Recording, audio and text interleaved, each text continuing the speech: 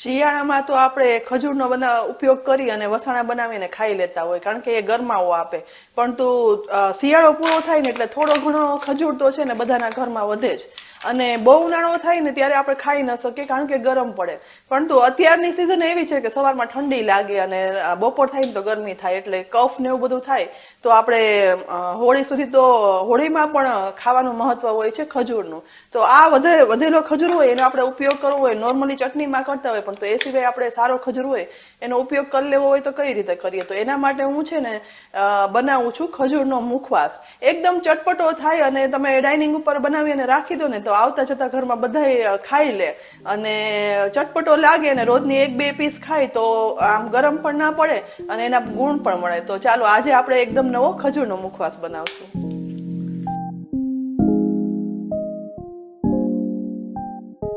ખજૂરનો મુખવાસ બનાવવા માટે અહીં મારા ઘરમાં જ પડેલો લગભગ 300 ગ્રામ જેટલો ખજૂર મેં લીધો છે. ખજૂર લાલ હોય કે કાળો, બીજવાળો હોય કે બીજ વગરનો, કોઈ પણ વાપરી શકાય. હવે દરેક ખજૂરની પેશીને આ રીતે હાથમાં લઈ તેનું ચપ્પુ વડે આ રીતે લાંબા ટુકડામાં કટ કરી લેવાના છે. બધી બાજુથી ધીમે ધીમે લાંબા ટુકડા કરશું ને એટલે વચ્ચેથી બીજ છે ને એ ઓટોમેટિક અલગ થઈ જશે. જો ફોલેલો ખજૂર લીધો હોય ને તો પછી બીજ કાઢવાની ઝંઝટ જ નહીં રહે, ફક્ત 2 ટુકડા જ કરવાના રહેશે.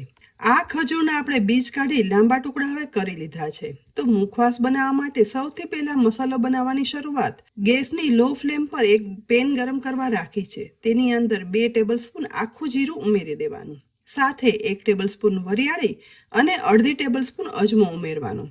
બધું મિક્સ કરતા જઈ એકદમ સરસ ગેસની લો ફ્લેમ પર જ શેકવાનું છે. પણ હા, ધ્યાન એ રાખવાનું કે શેકવા સમયે એક પણ સામગ્રી છે ને તેનો કલર ડાર્ક ના થઈ જવો જોઈએ. લગભગ 2 જ મિનિટ આ રીતે મિક્સ કરતા જઈ અને શેકતા હવે બધું શેકાવાની સરસ સુગંધ આવવાની શરૂઆત થઈ છે ને એટલે આ સમયે પેનને ગેસ પરથી નીચે ઉતારી લેવાની. લગભગ 5 મિનિટ બધું ઠંડુ થાય ને એ પછી મિક્સરના જારમાં તે બધું ઉમેરી દઈશું અને ઢાંકણ ઢાંકી બધું પીસ્યા પછી અહીં જુઓ એકદમ સ્મૂથ સરસ પાવડર બની ગયો છે. તો આ બનેલા ત્રણેય મિશ્રણના પાવડરને એક બાઉલમાં કાઢી લેવાનો. હવે તેની સાથે થોડા બીજા મસાલા પણ ઉમેરવાના છે. તો તેમાં સાથે અડધી ટેબલસ્પૂન મીઠું ઉમેરશું, તેની સાથે અડધી ટેબલસ્પૂન સૂંઠ પાવડર, અડધી ટેબલસ્પૂન આમચૂર પાવડર, અડધી ટેબલસ્પૂન સંચળ પાવડર, 1 ટેબલસ્પૂન લાલ મરચું પાવડર, અડધી ટેબલસ્પૂન ચાટ મસાલા પાવડર અને 1 ટેબલસ્પૂન ખાંડનો પાવડર ઉમેરી દઈશું. બધું ચમચી વડે એકદમ સરસ મિક્સ કરી લેવાનું છે. ખજૂર સ્વાદમાં ગળ્યો હોય છે, જેથી ગળાશ ઓછી હશે ને તો ચાલશે, પણ તો બાકીના મસાલા છે ને તે એકદમ ચડિયાતા એટલે કે વધારે પ્રમાણમાં ઉમેરવાના. જેથી આજે બધું મસાલામાં માપ ટીસ્પૂનને બદલે ટેબલસ્પૂન પ્રમાણે લીધું છે. તો મુખવાસ છે ને તે એકદમ ગુણકારી અને ખાવામાં બધાને ભાવે ને તેવો ચટપટો બનશે. હવે એક મોટો બોલ લઈ તેમાં ખજૂરના ટુકડા ઉમેરી દેવાના. બોલ છે ને તે પોળો જ લેવાનો, જેથી આપણે બધું મિક્સ કરવું સહેલું પડે. સૌથી પહેલા અડધા લીંબુ લઈ તેનો રસ છે ને ખજૂરના ટુકડા ઉપર નીચોવી દેવાનો છે.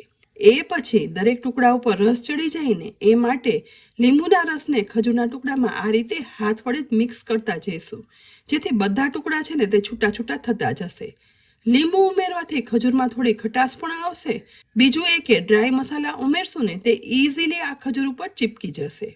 મિક્સ કરતાં કરતાં અહીં લીંબુનો રસ ઉમેરવાથી ખજૂરના ટુકડા જુઓ એકબીજા સાથે ચીપકેલા હતા ને તે છૂટા પણ થઈ ગયા છે.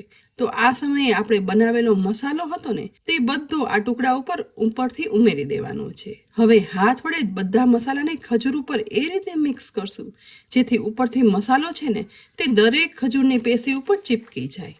લીંબુનો રસ ઉમેરેલો હોવાથી ધીમે ધીમે આ રીતે મિક્સ કરતા મસાલો છે ને તે ખજૂરના ટુકડા ઉપર ચીપકી જશે અને એક ટેસ્ટી નાના મોટા બધાને ભાવે ને તેવો ખજૂરનો મુખવાસ બની અને તૈયાર થશે.